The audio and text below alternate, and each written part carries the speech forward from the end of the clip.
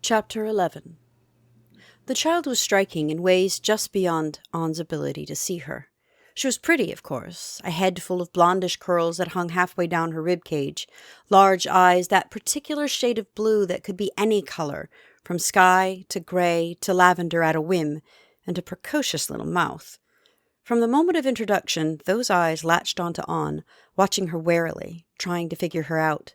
What enabled Ann to see her was very different from any of the Takens she had so far encountered. She was more like Sean, but different even from him. If she could set eyes on another like them, she might be able to compare and separate out what marked them what they were, and what was just their individuality. But in absence, she had to make do. There was something untamed about the girl, shimmering and wild. She was vivid. It was beautiful to watch. They sat in the Tallows' living room. Sean's school-board friend, John Michael Wells, sat in one corner with a cup of tea. Miss Tisiphone Jones, an O'Keefe lawyer, sat in the other, with the family on the couch across from them. Ann was perched primly in another chair off to the side. Elizabeth was leaning forward, her arms folded and rested on her knees as she studied Ann. The adults were talking around her, paying neither the child nor the governess any mind. Ann's eyes rested on the girl, and though she knew no one could tell what she was actually looking at, with the cloudy cataracts that she had been told was all mortals saw, she also knew the child was aware of just where she was looking. "I understand the necessity. Miss Jones explained it all very well, but my concern right now, Mr. Wells, is the fact that she's blind," the mother, Sharon, protested. "I assure you, in the matters where your daughter needs help, she is more than qualified to assist," Miss Jones injected, no trace of the light Irish accent she had displayed when Ann had been introduced to her an hour ago. She was chosen with a great deal of forethought. "She's cared for children in your daughter's situation before." "While blind?" George Tallow asked. Ann spoke up, though her gaze never changed. There was only a trace of her Irish lilt, leaving behind a light and very proper British accent. "I assure you, Mr. Tallow, I am not completely blind. Every once in a while, something comes through. And while I shan't be able to help her with her writing or her arithmetic, I shall in all other ways be able to tutor her, teach her ways of helping herself." "But," Sharon began. John Michael spoke up with a long-suffering sigh. "Look, I understand this is not what you were expecting, but she is what the agency sent. She is uniquely qualified for this position. And with the American with Disabilities Act in place, I can't deny her a post. Her previous employer, I am told, has left her in possession of certain skills." At this point, Elizabeth had suddenly made up her mind about something and leaned back on the couch between her parents, a smug grin on her face. Ann gave her a soft smile in return. "Who was her previous employer? I might be more comfortable with this if I knew that much at least," the mother protested. "I'm afraid that part of her file is sealed. There was a glowing letter of recommendation in it, but all indications of who it was have been blacked out. I am assured it is a matter of a national security," Mr. Wells responded, flustered. There was a sound of further protest from George, but Ann interrupted it. "Forgive me, Mr. Tallow, but all I can say about my previous employ is that the children in my care were highly imaginative, precocious, often puckish youngsters in very real danger of acquiring the spoiled and entitled attitudes to which indulged and privileged children are prey, and that when I left them, they were well on their way to becoming what I hope will be well-behaved, fair, and just rulers of their father's country when the time comes, interested only in the well-being of the people who rely on them." "Royalty?" Sharon's voice was soft and odd. Why, after caring for royal children, would you want to care for mine? We're just middle class. Hell, we can't even afford you." She turned back to Miss Jones. "I still don't understand why anybody would take in such an interest in us or our daughter." Ann smiled, her head slightly cocked. "Your daughter's case intrigued me. And your benefactor is a philanthropist. One should consider gift horses." George cleared his throat. "Yes, but one should also check to make sure it doesn't have a belly full of Trojans." Ann's eyebrow arched. "That would be Greeks, Mr. Tallow. The Trojans were the ones who were slaughtered by the horse's contents." She heard Elizabeth giggle, noted her feet up on the couch in her slouched position. "And put your feet on the floor, Miss Tallow. While that may be appropriate behavior when you are alone, we are still guests in this house, and you should comport yourself as a proper young lady." Elizabeth gave her a startled look, but sat up immediately. The swiftness of this action prompted a surprised response from her mother. Afraid she had overstepped, Anne turned her head in the direction she had heard Sharon's voice and attempted to soften the blow. I also taught comportment, manners, and etiquette. I understand America is a relaxed country where working man's clothes are everyday wear, but I also understand that impressions matter. I would enforce whatever behaviors you desire for relaxed, at-home situations, but I will also teach her appropriate behaviors for the company of strangers and occasions where impressions are to be made. In short, at home she can be the absolute heathen if you so desire, but in public she will know how to act the perfect lady. I have taught princesses. I understand these matters. Anne could not see the expression on Sharon's face, but read much into the quiet way she whispered, "George?" George, however, still had some issues. "I am still concerned with this mystery billionaire's motivations. I do not wish to accept a gift, however generous, if there are strings attached." The lawyer leaned forward at this. "Mr. Tallow, I understand your concern, and while I am legally forbidden to reveal his identity, I can assure you that he has only the utmost concern for your daughter's welfare, and through that, your family. I will not pretend to know his mind as to why he wishes to do this. You know these eccentric billionaires," she chuckled. "But I can say that he clings to the concepts of hospitality and honor, and the onus of those better off to those less fortunate. Perhaps he sees some potential in her. I cannot begin to know. But I can assure you, sir, that what this is a gift. And gifts, by the codes he follows, come without strings. You have not asked for this. He owes you nothing, and you owe him nothing. There is no expectation beyond your daughter's welfare. And yes, you still have a say in that welfare and raising," she added, cutting off any protest in that vein. "I'm given to understand that there's a college fund set up in Elizabeth's name," George said. "Yes, sir. All you have to do is sign the contracts I have with me, accepting Miss O'Keefe into your home and employ, and the stipend and college fund will be set up and handed over.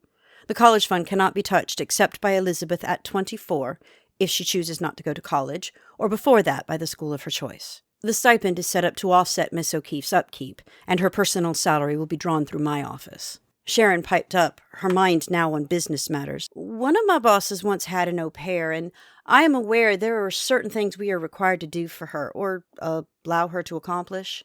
"Yes, not all of that is applicable in this case. Miss O'Keefe is slightly older than most who apply, and she will not be attending school while here. Her visas and documents are all in order, and she is in the process of applying for dual citizenship. Everything will be handled by my office, as will any problems if you feel you have any. All she requires is a private room and instructions as to how you wish your house to be run, and your daughter to be taught. She will feel out the rest on her own. Give her a tour of the house, and try not to rearrange things too often or without showing her after. And," she added, turning to Elizabeth, "don't leave things lying around that she cannot see and could trip over. Once she knows where everything is, she should be pretty self-sufficient. If we are agreed, then?" There was a sigh and a whispered conversation of half-sentences, and then a silent acquiescence. Miss Jones then opened her briefcase and began pulling out papers to be signed. Sharon stood, began collecting the tea things. "When will she be moving in?" "As soon as is convenient to all parties," the lawyer assured her. "We'll perhaps have to switch the rooms around, George," she began. "So Miss O'Keefe can have a downstairs room?" "Where does Elizabeth sleep?" Anne asked politely. "Upstairs," Sharon replied. "Then an upstairs room will be fine, Mrs. Tallow. I am not physically incapable. I can manage stairs right fine. My current residence has an abundance of them. I only need room for the basics, and I would like to be as close to the young miss as possible, as I will be helping her with her homework and other matters." Anne stood. "I hope you will not think that I am trying to take your place, Mrs. Tallow. You are, and always will be, her mother, and I will encourage her to confide in you as always, or more than she has been. I hope you will consider me a member of the family, albeit a lesser one, of course." Sharon blustered at that. "Oh, nonsense. I'm sure everything will come out for the best. George, that small room in the attic we were going to make into an office—" "You mean the one that has just ended up as a storage locker?" he scoffed. "We can reconvert the study next to Elizabeth's room. It'll take longer, but an attic room—" "A garret room?" Anne interrupted. "I am certain it will be more than sufficient. I am not used to large rooms and have only modest needs. No need to turn the house upside down on my behalf." George didn't seem to know what to make of this, but relented. "I'll get it cleaned out this weekend, and we can have it ready for you by Monday. If you're sure." "Positive. Is it so cluttered at the moment that I could not get a feel of it?" I will need to know what furnishings to bring with me, what will fit. Elizabeth jumped up. I'll show her, Mom. She stepped up and stopped in front of Anne. How do I do this? Anne smiled, taking a more tap-appropriate grip on Capine. You take my hand and you set it on your shoulder. I will walk beside or behind you, depending on which shoulder you place me on. Elizabeth eyed her suspiciously. Your accent changed. Aye, it did. And it will. And if you pay attention, you'll learn what it means when it does.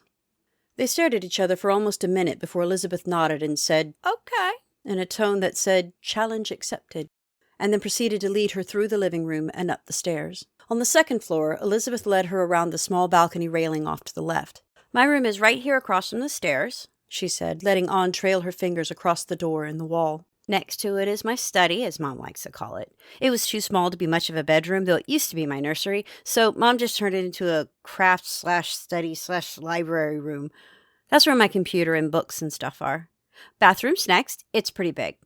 And this door is yours. She let Anne feel the narrow frame and turn the crystal knob herself. It felt like a closet door. She swung Capine out in front of her gently until she tapped the bottom step, discovering a narrow flight of stairs going up.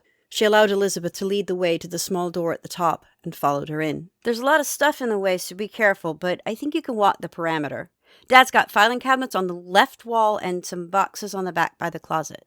That's perimeter, and well you know it, lass, Anne said, less sharp than she might have. Elizabeth fixed her with an intense stare, waited until the woman edged away from the door and began to feel the walls and the slanted ceiling that she could sense was near on the right side. Then she closed the door behind her and locked it, leaning against it. Anne turned to face her, unconcerned. Spill it, Mary Poppins. Excuse me? She asked, the stiff British pronunciation creeping back into her voice. The girl sighed, rolled her head and her eyes. Look, forget the manners and the blind act, lady. I know you can see. Why you're playing at this, I haven't figured out yet. Why you're here at all, I haven't grokked yet either, but... Anne set Capine in front of her and set both hands on her knobbed handle, and fixed Elizabeth with an intimidating stare. If we are going to make this work, you are going to need to know the rules, young lady. The first one is, you cannot lie to me, so don't try. The second is, be polite. All Rude will get you is a cold eye and no answers. And trust me, Elizabeth, I am your key to many answers. When the girl stood up straighter and looked intrigued rather than sullen, Anne took a less imperious stance and softened. First, I assure you, as far as your parents are concerned, and this house is concerned, I am blind. Oh, I can see your pert little self all well and fine, but of your parents in this room I see nothing. The reason for that is why I am here. You are magic. I can see magic. I can teach you when to use your magic, grant you access to someone who can teach you to wield your magic, and protect you from those things you keep seeing outside your window every night, trying to eat your magic, or just steal you away so they can use you. That answer any of your questions? Elizabeth didn't answer at first, just studied the governess for a long minute. So, if it's magic, you can see it? Aye, and you're magic too, she said, her eyes narrowed slightly, daring her to deny it. Anne tipped her head minutely in reply. Aye, after my fashion. And you could really do all those things that lawyer lady told my parents you can? That and more. Did you really teach princesses? Anne smiled. One. And two princes. 'Twas my occupation for the last century and a half or so. Finally, something that caught her off guard. Century? Aye. It was the firmness in the way she said it that made the girl believe her more than anything. What kind of kids stay kids for a century? She gaped. Elven ones. She allowed the fact to register before she continued. Now, I am going to need some idea what this room will hold, so I will know what furnishings to acquire before we are missed, which your mother will no doubt begin to do shortly. She started to turn to approach the wall when she caught a glint in the girl's eye. As she turned to examine that look more closely, her eyes went wide as the whole of the room, stacks of boxes and open filing cabinets and all, shimmered into view. Elizabeth's voice was soft. Can you see it now? Aye. Anne got her astonishment under quick control, ran small mental calculations in the back of her mind. How big is that closet? Elizabeth shrugged. Not too big. It has a shelf and a bar to hang clothes from, if I remember right. Not much wider than the door, though. I don't need much, she replied, turning back to the girl. Does doing this tax you? Doing this much does? A little, she shrugged again. I can do bits and pieces all day, though. Don't do that, Anne corrected. It's bad posture and speaks ill of you. It says that you are lazy and indolent. What does? She frowned, shrugging. She gave the room one last glance. You can let it go now. Thank you. And we shall keep our nature's secret from your parents, shan't we? They will not understand, or all this would not be necessary. Now, she said, turning back and stepping up to the girl, do you agree to my terms? You will not attempt to lie to me. You will keep no secrets from me. You will tell me when you fear and what you feel or sense. Ask me whatever question you desire, so long as you use discretion in what you ask where, and accept my answers even if they do not satisfy you. She eyed her warily. What if I don't understand the answer? That would require other questions. But if I tell you I cannot tell you a thing, you must accept it. Can I ask why you can't tell me? She asked cannily. Anne smiled, pleased. Yes. You may not always like the answer. Elizabeth held out her hand. Then I'll trust, so long as you trust me. Anne accepted the hand in a firm grip.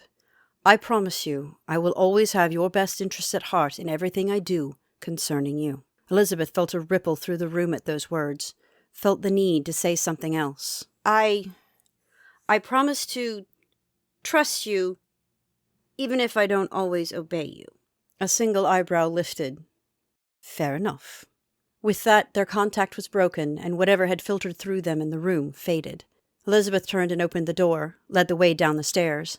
Halfway to the second floor she stopped, though she didn't look back at the governess. You go English when you're teaching. Behind her, Anne smiled again, thinking to herself, oh yes, this one will do very well.